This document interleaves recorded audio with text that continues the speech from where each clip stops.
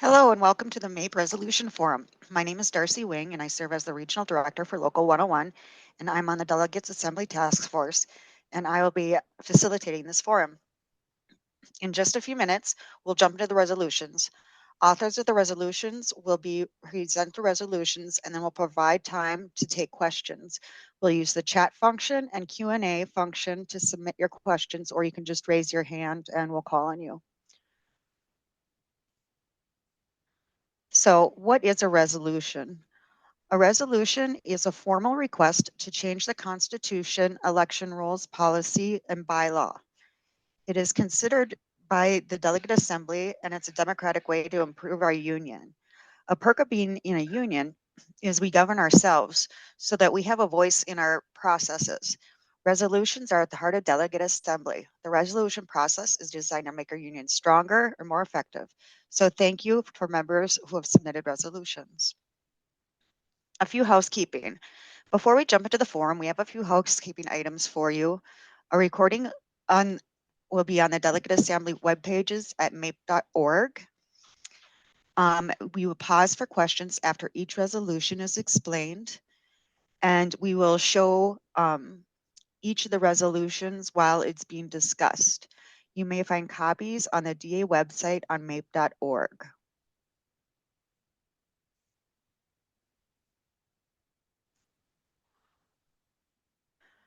Reminders, as we prepare for DA, there are a few reminders for our delegates and our alternates. We'll have this is our final resolution forum. Sorry, I didn't edit the script. And we had the parliamentarian overview that reviews Robert's Rule of Orders.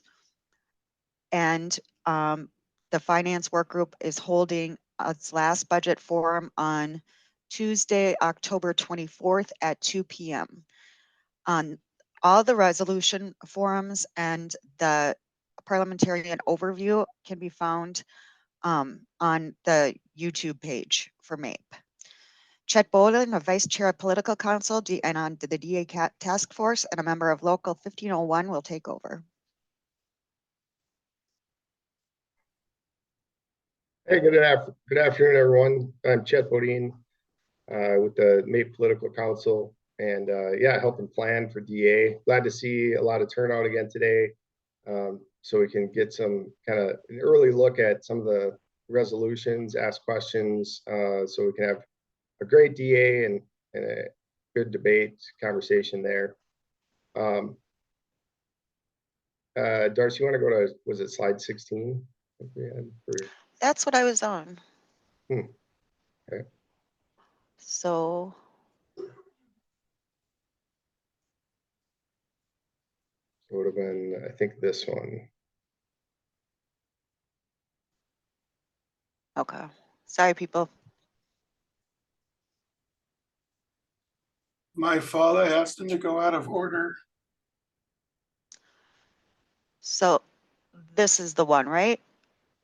Right here. Yep. Yep. But actually, I'm sorry. So what slide is this, Darcy?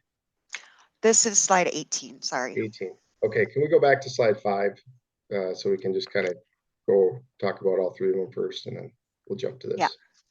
Thank you.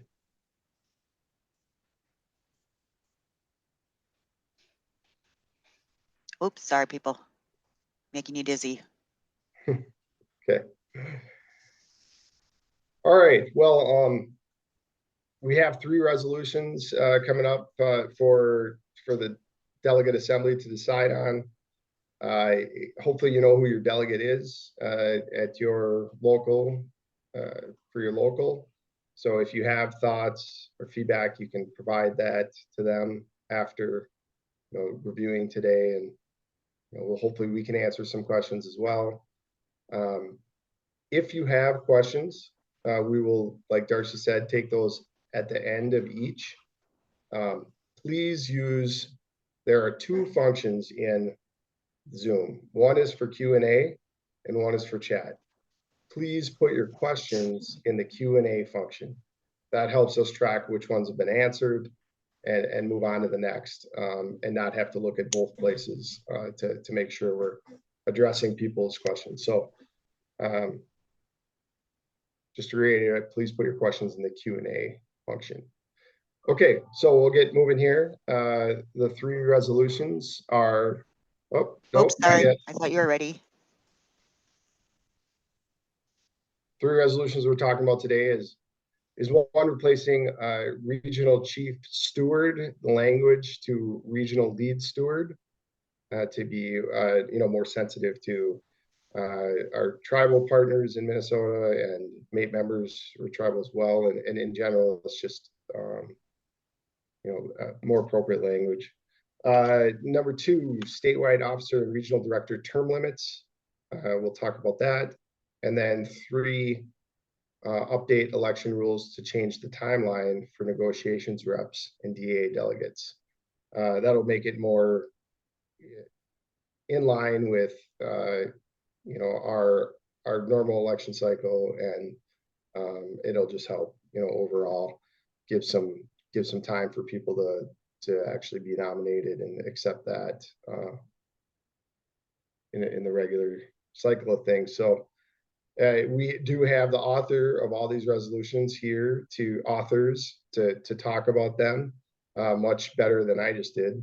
So we will have each of them come on as we go through each one to review and help answer questions. John Ferreira, who is one of the authors for the third resolution here, asked that we touch on that one first today because he had a prior engagement to get to. And so we're going to start by going to the third one and talking about that. Thanks, Darcy. Now we'll go to slide 18. And so, John, we'll have you, I'm sorry, was there a co-author for this one too, John? Was this Kristen? Was a co-author? Yeah, Kristen Kirchhoff Friglin was a co-sponsor of this and was one of the people who brought my attention to this.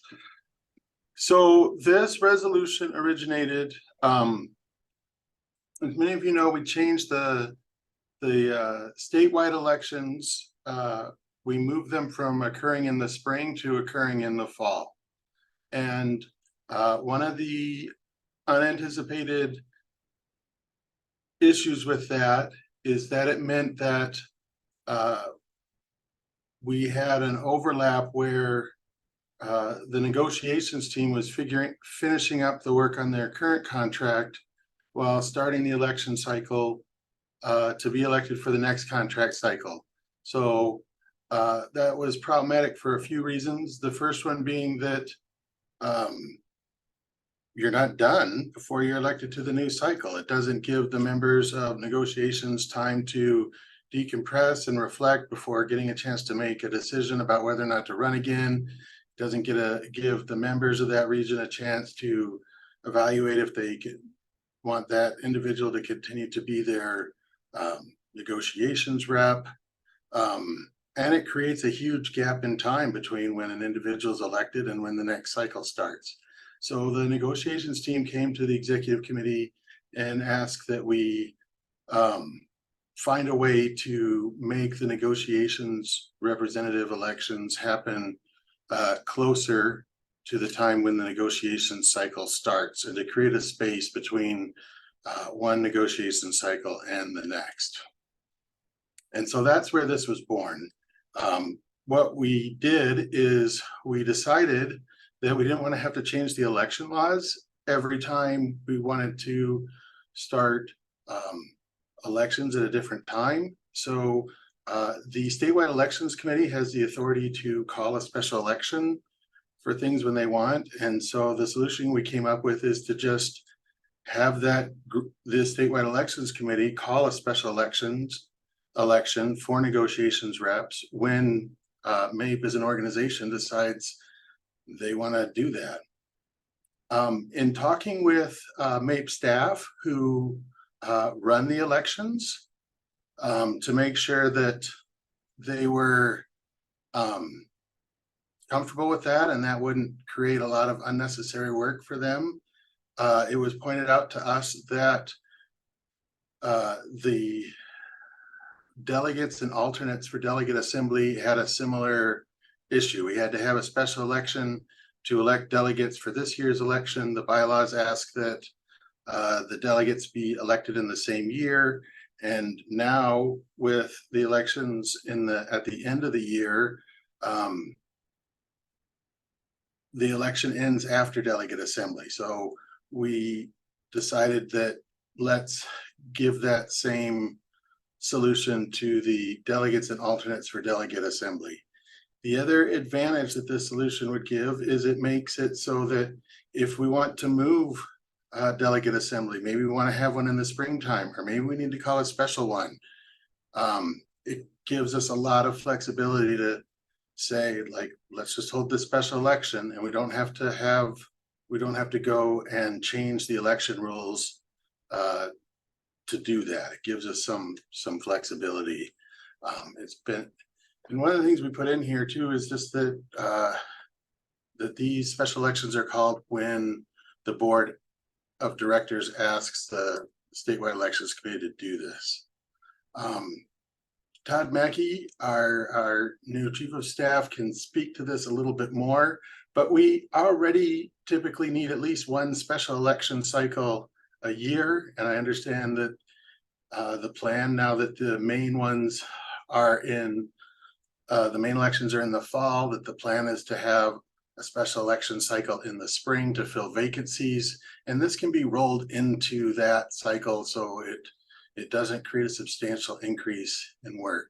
I saw Darcy put in the chat, and I forgot to mention this, that this resolution was endorsed by the negotiations committee, which I'm grateful for, since this resolution was at their request. It'd be awkward if it wasn't. Kristen, do you have anything you want to add to what I've said so far? Yeah, it was pointed out to me yesterday by Axelina, which is a great point that I want to relay, is that turnover in negotiations is really hard. So if we elect in the fall and we don't start meeting until the summer or late spring, early summer, it's really hard when you're on negotiations to have the turnover. We already deal with turnover as it is. And when people leave for another job or whatever the case may be, and they join the team, they're really behind. And it's really hard to catch up, and we'd like to avoid more turnover if possible as well, in this regard. So that's it. Thanks. Thank you. Are there any questions?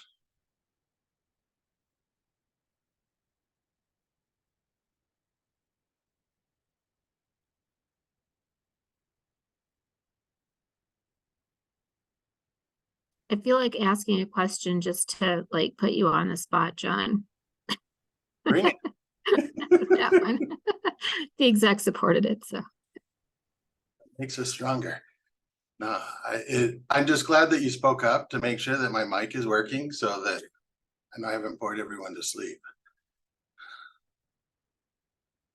Oh, thanks for going to this one. I forgot about this. So we probably didn't need this proviso in there, but we wanted to make it clear what the intent of the resolution was, and the interpretation of the rules by the resolution authors and the executive committee was that if this resolution is passed as is, it will cancel the current ongoing elections for negotiations reps. And then we will move to the new process in the new year when the new cycle starts.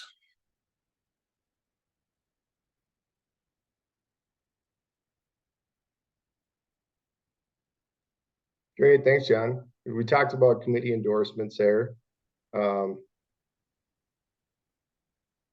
So we do have one question in the chat or in the Q&A function. It says, why can't current elections go through and take effect, and this would take effect next time? Doesn't seem appropriate to cancel an ongoing election. Any response to that, you guys? Well, one, there isn't an ongoing election for delegates and alternates for the next delegate assembly. We would have to call a special election anyway. And two, allowing this one to go through as is creates the problems that prompted the writing of this in the first place. So, you have to have a cutover somewhere. Why not fix the problem and let people evaluate where they're at, what their availability is closer to negotiations? And I haven't looked at the spreadsheet in a couple days, but there are not a lot of contested elections for negotiations reps anyway. So there's nothing from stopping those members from, running for the position when it's happens, but it also gives space for regions to recruit people for the places where they don't have anyone running and where there are openings. Kristen, do you want to add anything to that? Yeah, I did look at the spreadsheet yesterday, and I would say most regions have not nominated a regional negotiator at this point in the elections. So I don't know. I think there were 6 or 7 that had nominations, which we have 21. So I don't know how much with for the ones that are nominated, they would just rerun again. But yeah, it's not We a do have a huge follow-up. deal. We do have a follow-up comment to that, kind of what you guys are speaking to. At least one, actually, Susie Lunston here. Susie, if you want to hop on and speak to this, you certainly can. But for some cases, negotiator nominations, in this case in particular, acceptances statements have been made. So, has there been any discussion about that just carrying over, or would they have to redo all that for those few that have done it already? Yeah, that is basically like the nominations have already happened for this election cycle, and I could see doing a special election for those that didn't fill, but those that did, there are people that ran in good faith, knowing that this was an election cycle and submitted their materials on time. It was So a now- verbal vomit. And if I continued in that vein, it Sorry, would have please been mute. okay. more than toxic. I can't even I tell you just- how bad it would have been. It did not glorify me. Yeah, It I did mean, the not people that glorify ran God. in It good did not faith. glorify And the so, situation. It was knowing nothing that but this was an election toxic. cycle, and so if someone chose not to run, it just doesn't seem, I don't know, it seems not appropriate to cancel an election that people have already made nominations for, people have accepted, people have made statements and those kind of things. Well, I understand that. I think that it can be, I can certainly see where people would be disheartened to have something postponed, but there's nothing stopping them from copying and pasting that same statement that they've already prepared into the acceptance form the next time around. And I understand that. My comment is based on the fact that they did it on time for this election cycle. And so now you're allowing additional people who didn't choose to run during an election cycle to now have a full opportunity to make a decision later. I don't know, it just seems not an appropriate thing to do when an election cycle has already started, is to cancel an election once it's already started. It just seems to me like it could happen in the next election cycle, because I know delegates aren't in this election cycle. Okay, I think I see better what you're saying is you're saying that it's unfair that people went forward and then now it's going to be opened up to additional members later on. And that's what you're speaking to. I think there's truth to that. I will say though that in talking to other people, there are some members who just think that there's a high likelihood that this resolution will pass. And so it's hard to gauge what people's motivations are. The negotiations team did review this resolution and endorse it and understood that it was coming forth. And so did a lot of people. It was talked about at the board of directors and at the executive committee as well. So it hasn't exactly been a secret that this is under consideration, and it's hard to say like what impacts people's decision-making choices. And at the same time, I think that people might change their mind as well. So while there's never a perfect solution, we have to weigh on the balance what the benefits all are to the organization. And I think if an election becomes contested, I think that makes our organization stronger. It forces our members to be engaged and to define their position, and that competition creates more engagement. So I don't think that's a bad thing either. Okay, thank you, John. Can I just jump in real quick, Chet? Sure, yeah. So I went back to the spreadsheet to make sure I had my number correct, and it's 10. So we do have 10 regions that have a nominee out of the 21. So we're still missing 11, but yeah, Susie, a great point. And the delegate assembly can, make recommendations to change whatever parts of the resolution they deem necessary. So it'll be a good conversation for sure. On that point, there are a couple other comments made just suggesting that there's an amendment added, that would defer the start date until after this cycle. A couple comments, so just something for you guys to consider. As you guys all hopefully understand, that'd be something that your delegate would, I believe, offer as an amendment at DA. And so again, if that's something you feel strongly about still, work with your delegate to make sure they have that amendment ready to be proposed at DA for consideration. So. And I would say, to add to that, if you are considering an amendment, run it by some different committees, some different people, so that you understand maybe what some of the unintended consequences might be, and can get it tweaked and ready to go. So so that the assembly can spend the time debating the idea and not trying to fix something that wasn't fully fleshed out yet. Yeah, then one other just addition to that sort of line of thought was calling a special election for those open positions or ones that don't have anyone nominated, and for those that have had nominees, put forward the 10 that Kristen mentioned, moving ahead with those elections if that's possible. So just some more feedback on that, on how to move forward. So thank you to everyone who had comments and feedback for the. Looks like there are a couple of hands raised, Chet. Yeah, you have 2 hands, Chet.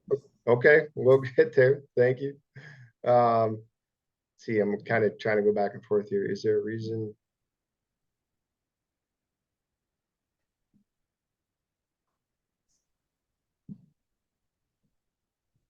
Do you want me to call on him? Chet, I can see him. Yeah, go ahead. Alex, go ahead. Oh yeah, I just wanted to provide a quick comment on that fairness question for it. And I know this is apocryphal, but I'm one of the people who is nominated for regional director, or not director, sorry, negotiator. And I know several other people who got their names in, and largely it was just in case this doesn't pass. So I think there are a good number of people who are nominated that are expecting this to pass and are prepared for it. And it was just kind of a belt and suspenders way of making sure we were in if this doesn't pass. So I just wanted to offer that counterexample on that fairness question, that I think it's a limited group of people who would be surprised and upset to hear that this passed and they had to go through it again.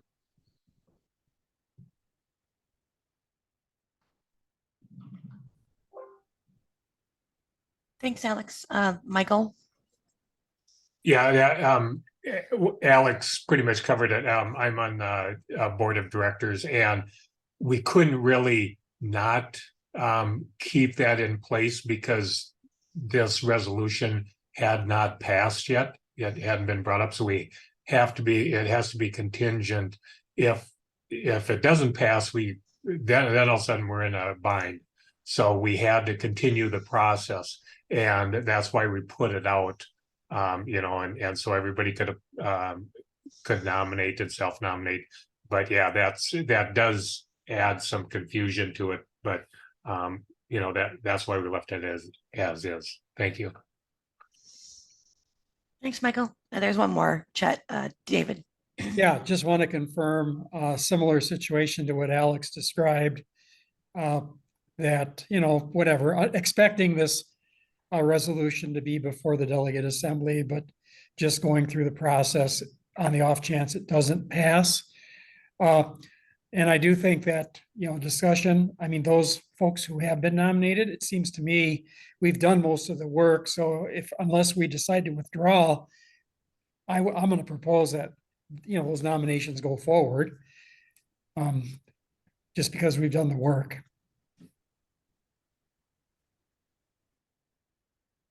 Thanks, David. Chet, that was it.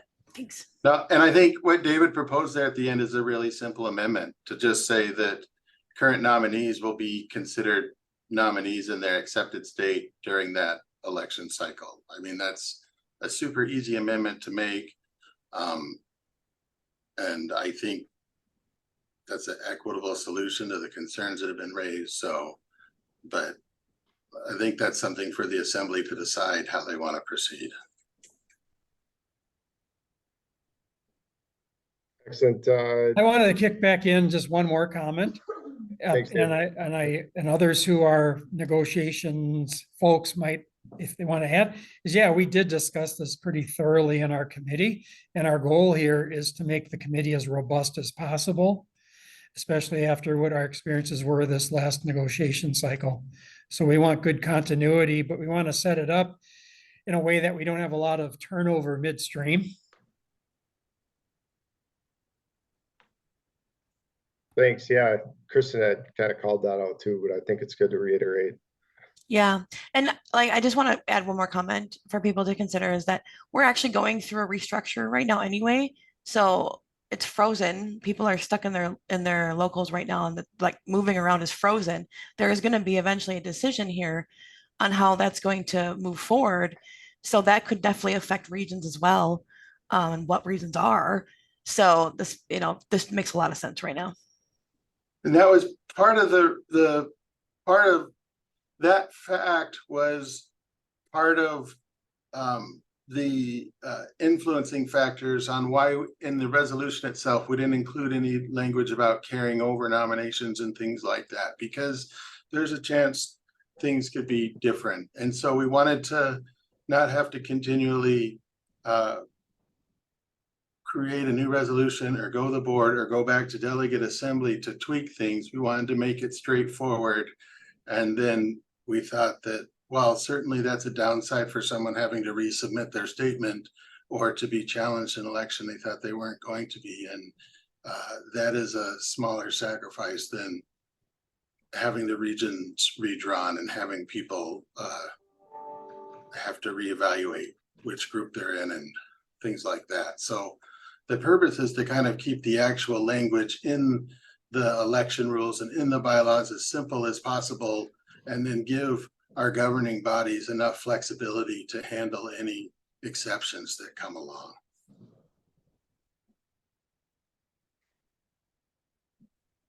That's helpful, John. Appreciate your comments. We do have two other resolutions to get to. I want to ask Carol from DHS. She had one question here, and I'm not really understanding. You know what? You can disregard that. I think it's already been answered. I couldn't think of a reason why we would not be able to have it be effective later via an amendment proposed at DA. So that's already answered. Thank you. Okay, thanks for clarifying. Okay.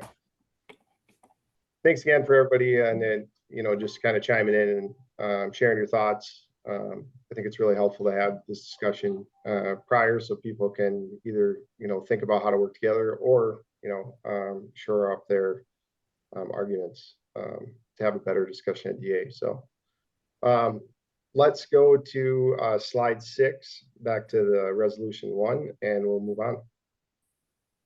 John and Kristen, thanks again.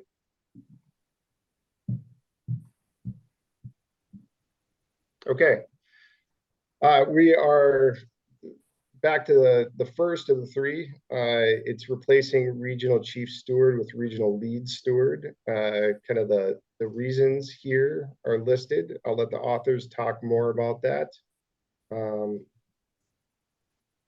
Elena, are you here? And we had one other author too. I believe there are 2 authors on this one as well. Haley and myself, Kate Pedretti, are the authors on it. Thank you. Is Haley here? I'll defer to her if she is. Yep, I'm here. Okay. Do you want to go ahead and I'll just kind of fill in the back, or do you want me to go ahead? I can do either way. Fine, either way. You can go ahead if you want. You've Okay. done it the last couple times, so that might make it go smoother. Thanks. Sure. So this resolution is coming before you so that our union can be more inclusive, and where we can replace the word chief with lead, and trying again to keep most of our language as neutral as possible at MAPE.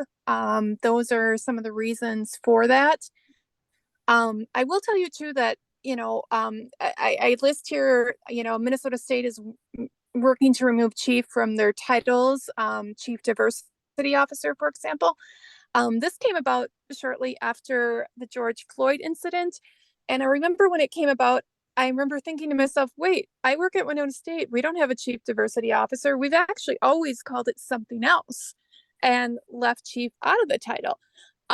So anyways, there are always alternatives to using the word chief. And I think that's what the main intention of this resolution is. This resolution, can we go to the next screen? Basically goes through the election rules, the Constitution, and the bylaws, and replaces the word chief with lead. It is something that some locals and regions are already doing on their own. This would make it fully throughout MAPE. It may make it happen throughout MAPE. So that's the intention of this particular resolution. And here are the bylaws. Again, chief would be struck and lead would be inserted. This resolution has been endorsed by the Minnesota State Meet and Confer team. It was put before ERC, and it was not endorsed from that committee. And let's see, it also has the endorsement of at least one indigenous person that is a MAPE member. That person has come forward this week. I did reach out to that person this morning to ask whether or not I could use their name.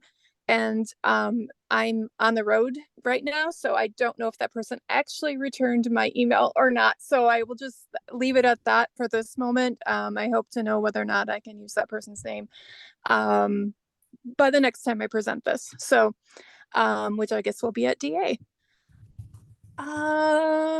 Let's see, are there any questions?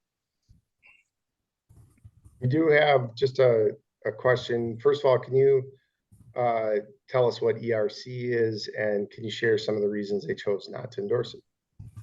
ERC is the Employee Rights Committee. I believe some of the reasons they chose not to endorse it. I believe the word used, if I recall right, and I think Angie's here today, so she might be able to back me up if I'm recalling the word wrong, but I think I believe Angie characterized it last time when we were at this resolution forum that it was not substantive. I'm probably not even saying that word right. Substantive. I move. Substantial. Maybe I'll use that word. I think also some people think the word chief is an honor to be called chief. And so they chose not to endorse it for that reason as well. I know that something that'll probably come up, and I'll just kind of put that out there right away, is that it's been, you know, it's probably well known by anybody who's attended one of these forums before that chief actually comes from a French origin that means chef, but that isn't how it was used with Native Americans. Native Americans are actually, you know, their lead person might be called an elder and not a chief. Chief is the word that we gave them when we came to America. And so it's not necessarily viewed as an honor to them. That's good context. Thank you, Kay. I think to the ERC, what they were, you know, not substantive, I think is the word you're looking for. Thank you. It's hard to say for sure. It is. I can't get my teeth in my mouth to make it work. So thank you. I think what you know, part of maybe what they're referring to is during last negotiation cycle, I think our, you know, negotiating partners at MMB had offered some language changes really to think about inclusion and mostly around using pronouns, which, you know, from our point of view was good. But we thought it was sort of a way for them to not to address more ingrained problems, you know, with inclusion from management that we saw with management. So I don't know if anyone from negotiations would like to speak to that more, but maybe that's a little bit of kind of following that line of thought. David's got his hand up. Yeah, I just wanted to offer the perspective that I think the change of language has another benefit. As I think about chief, it sort of points to more of an authority boss role, whereas lead speaks more to one's experience and time availability. And I don't know how much this happens, but you know, does it help to sort of counteract the tendency to put too much on that lead person's shoulders, right? All of us as stewards need to, as we're able, pick up the pieces of the work and not necessarily look too much to the person who's the quote unquote chief or lead person. I mean, I think it's more a matter we consult with one another and then we figure out how to get the job done.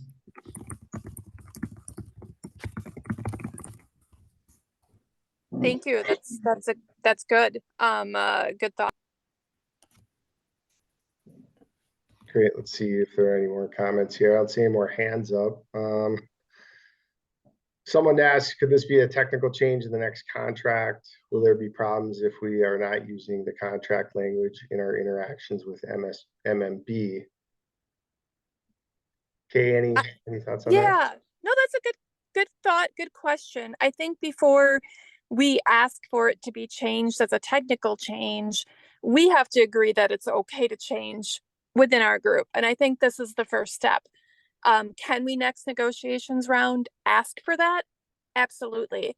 But I think, again, I want to make sure that MAPE as a whole, Delegate Assembly, I guess, specifically, you know, does agree with this first before we go that route. Will there be issues with using lead versus chief?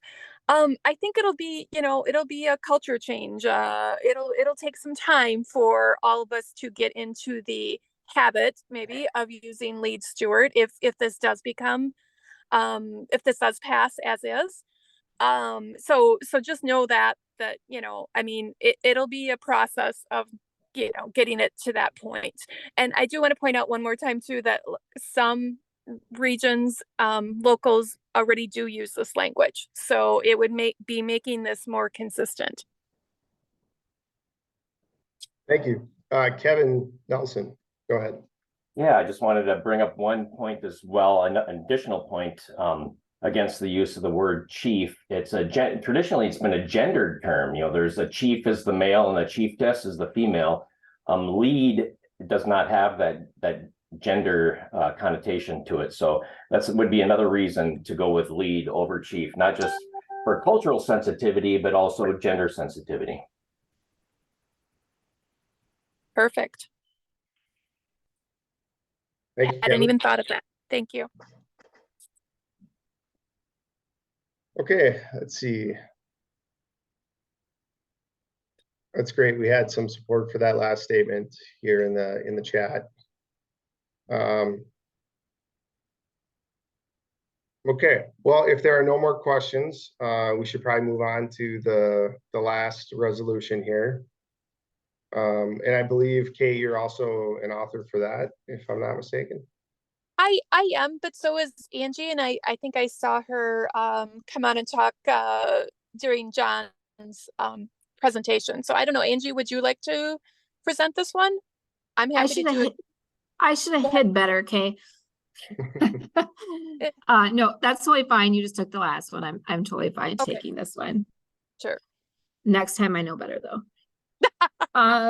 Yeah, thanks, Chet. So this resolution is coming forward. It is actually supported by our governance work group, which is a board work group that basically kind of oversees the governance of our union, right? So this falls kind of right in line with what we're talking about. So the resolution, whereas MAPE power lies within its members, statewide officers and elected leaders have become the face of the union in the last few years. MAPE is a member-run and led union. Yay. And with that, that has not always been the case. So this is going to become very important as we continue talking about this resolution. But as we want our members to be the face of our union and not necessarily the staff or a chief of staff or speaking of that word, director, executive director, whatever, we are moving towards a even more member facing forward union. It is imperative that elected leaders have knowledge and experience in governing our union. It typically takes at least 2 years for leaders to become comfortable in and truly understand their elected positions. And I can speak firsthand towards that. I mean, clearly this resolution will apply to me, so I'm not going to try to pretend it's not. However, Megan's not here, so I can freely say that I am retiring in like 5 years. So you will have someone other than me soon. But it did take me a good 2 years to get comfortable in my role and to start feeling like I knew what was doing. That's leaving me with 4 years left. And that's it's a big part of this. So as we move forward, limiting terms of elected leaders limits the expertise in the executive committee, the board of directors, and local officers. There is so much to be said about the history and the experience in leadership. And every time we have an experienced leader go, it's good on the one hand, right? But it's also tough.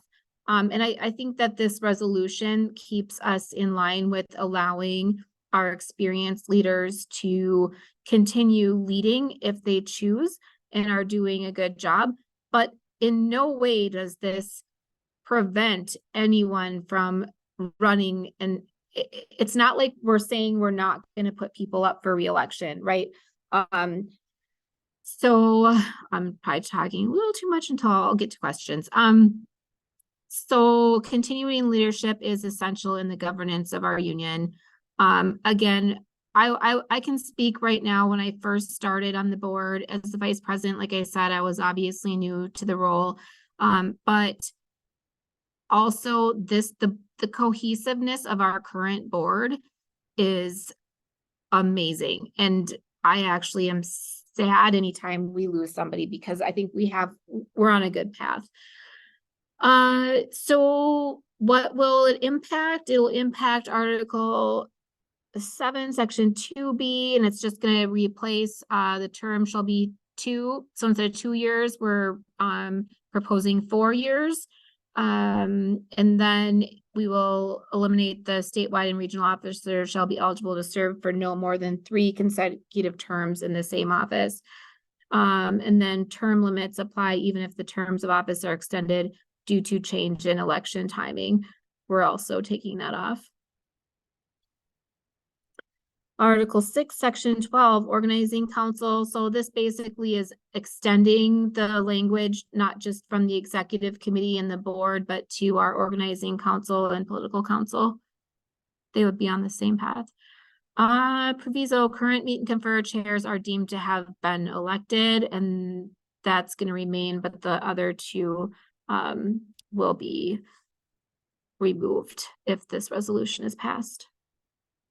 And yes, so this is supported by the governance committee, like I stated, and actually brought forward by the exec committee. So any questions, comments? Yeah, we just had, one question about making sure it was clear to everyone that the idea here is that terms would be extended from 2 years to 4 years.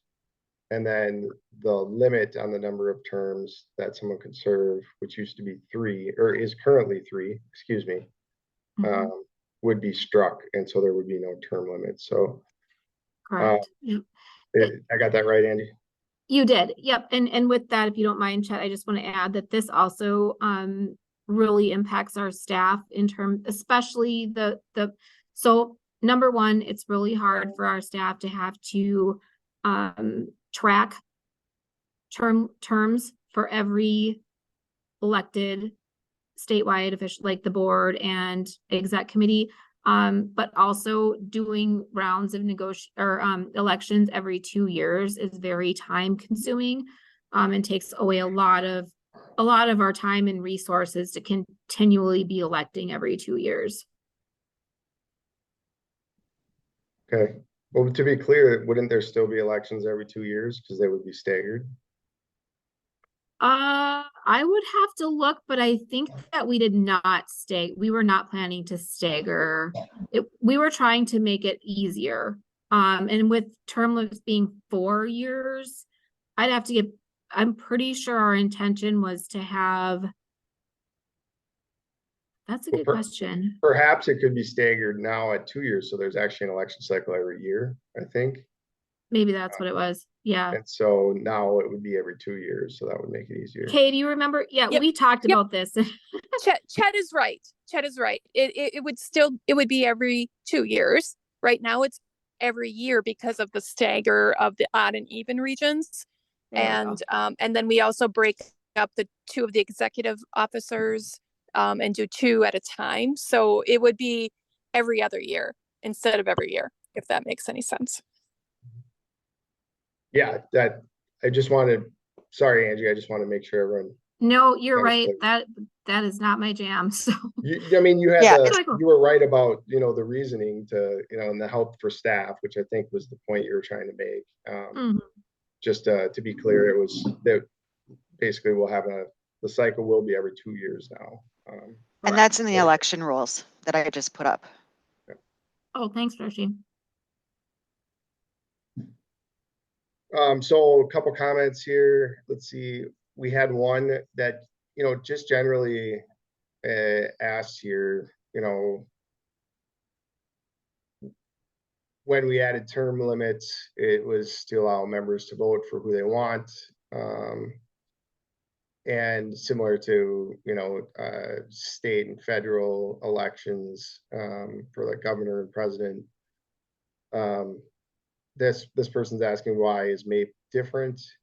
And I think I can just jump in here and say that the elections would still take place. It's not to remove elections or anything like that. It would just be that those who are in office can continue to run, and their terms will be extended from 2 to 4 years. So elections would be less frequent, certainly, and people can continue to run, but I hope I'm answering that comment question, and just saying that elections will still happen. People will still be able to choose who they want.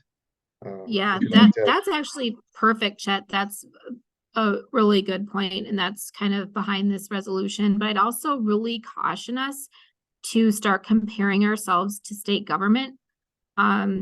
We are a union organization, so don't know that and we're still a democracy. We still are going to have elections, like Chet said, but comparing ourselves to state or federal government, I think, is a road that I don't think that we should go down, because we are a member-led organization, not a government entity. So Good point. Good point. thank So you. there's just a couple other comments, questions. People say term limits will help encourage new member leaders. They're kind of asking, I think you've pretty much explained here the thought process, behind why to extend and not limit the terms. But just, there's also comments just saying that, think term limits help encourage new members. I think we've heard that in previous forums, just kind of saying, incumbents have a lot of kind of weight, kind of name recognition, and that in some cases might stifle, kind of new leadership, and to break through. Term limits, term limits were recently reduced by delegate assembly, and that also came up in a previous forum. I think it was 2018, maybe, if I remember right. Feel free to correct me if someone knows for sure. It might have been 2017 with it taking effect 2018. If I'm pretty sure. Thank you. Appreciate that. This creates fewer election and removes term limits. It's a weird kind of 360 reversal. I think part of that is right. We have new leadership now who is understanding the challenges of the 2-year election cycle, and so. But they're basically, the point here this person is making, it's Tanya, I'm sorry, if you'd like to jump on and explain this more or make your case, feel free. But I think they're just saying, this would allow leadership to stay as long as they want. They would still have to win their elections, right? As we've pointed out. Yeah, and I would push back on that a little bit. Again, our leaders will still be up for re-election, and at any time someone can run against the person. The other point that I wanted to make is, yes, it's so important to encourage and honestly, support future leaders and bring them on. And I believe that's all of our jobs as leaders, is to recognize potential leaders and start helping and guiding them into this process. When I'm gone, I have every intention to hopefully find somebody or be working with people to be able to take my place. But with that, the other part of our union is, if we're going to really encourage people to lead and to fill these roles, it seems counterintuitive to then tell them, okay, you can't do it anymore even if you want to, and even if you're doing a good job. So I think that's a part of it too. The thing with the term limit resolution isn't that we're trying to discourage others from running. It's that we're just trying to allow people that want to lead and are doing a good job and have the experience and the history with our union to continue doing so if they can, and until they can't anymore. I'm just going to use you, Chet, since you're hosting and you seem you seem like you can take it, but right, like, I wouldn't want to kick you off as the meet and confer chair, for example, if you're willing to do it and you're doing a good job, but now you've done 6 years, so we're just going to get rid of you for the sake of, for what, right? I want to do one other final thing, and I see hands are up, so I'll stop talking because I want to give the floor to these people, but to our members, but we really have to think about like developing leadership, and that means the stronger leaders we create, the stronger leaders we can develop. And I think that's what this resolution is really meant to be doing. It's not meant to be stifling anybody. We also have policies and procedures in place. So like if I completely stink as a vice president, there are ways to unseat me even without elections. So, and one final tiny piece, I think we need to put trust in our members that they're paying attention and that they know who they're voting for. I totally understand that probably, you know, myself, President Dayton, Treasurer Jorgensen, we have that name recognition, which might make it easier to check the box to vote for us. But I don't really think that our members are always that uneducated. And I can tell just by the amount of people that have come to these forums and have an interest in this topic. So I will stop now. Thanks, Angie. Yeah, we're running just up on time here. And so I do want to give folks with their hands up just a minute to speak here. But if I can summarize, you know, we have, you know, questions basically saying, you know, 8 years is enough time to do a good job. And then a handful of questions around the current election cycle. So if this is passed, what will happen in the current election cycle? And I think I can safely say that those who are currently in office, if they're going to be up for election here, their term will be extended from what would have been a 2-year term to a 4-year. So they will stay on for another 2 years. Is that correct, Kay? Yeah, I think that would be correct. I think, you know, at Delegate Assembly, there may be a proviso added to say that possibly. I'm thinking we might need something just to define it and make sure we're all on the same page. Okay. Okay, Tanya's been waiting quite a bit. Tanya. Okay, thank you.